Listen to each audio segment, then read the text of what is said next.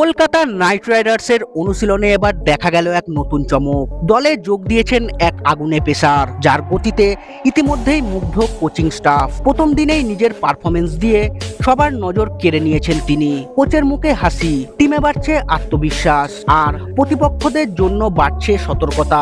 কে এই নতুন তারকা, কতটা ভয়ঙ্কর হতে চলেছে কেকেআরের বোলিং আক্রমণ, সব জানতে ভিডিওটি শেষ পর্যন্ত দেখার আবেদন রইল। এবং চ্যানেলে নতুন এসে থাকলে চ্যানেলটিকে সাবস্ক্রাইব করবেন। আইপিএল 2026-এর আগে নতুন উদ্যমে প্রস্তুতি নিচ্ছে কলকাতা নাইট রাইডার্স। গত মরশুমে খারাপ ফলের পর এবার দল ঘুরে দাঁড়াতে মরিয়া।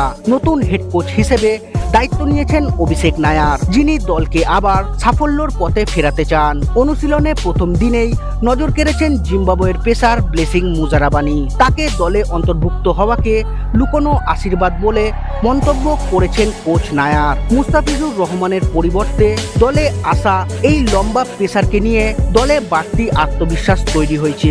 টি-20 বিশ্বকাপে দুর্দান্ত পারফরমেন্স করে নজরে আসেন মুজারাবানি। তিনি 13টি উইকেট নিয়ে যৌথভাবে দ্বিতীয় সর্বোচ্চ উইকেট শিকারী ছিলেন।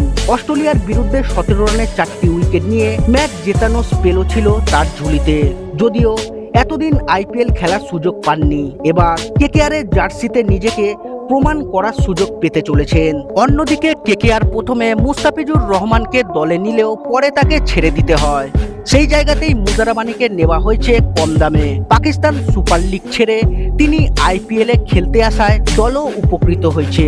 সব মিলিয়ে নতুন কোচ ও নতুন খেলোয়াড়দের নিয়ে কেকেআর শিবিরে ইতিবাচক পরিবেশ তৈরি হয়েছে। এখন দেখার বিষয় এই পরিবর্তনগুলো মাঠে কতটা প্রভাব ফেলতে পারে এবং দল আবার চ্যাম্পিয়ন হওয়ার লড়াইয়ে কতটা এগিয়ে যেতে পারে।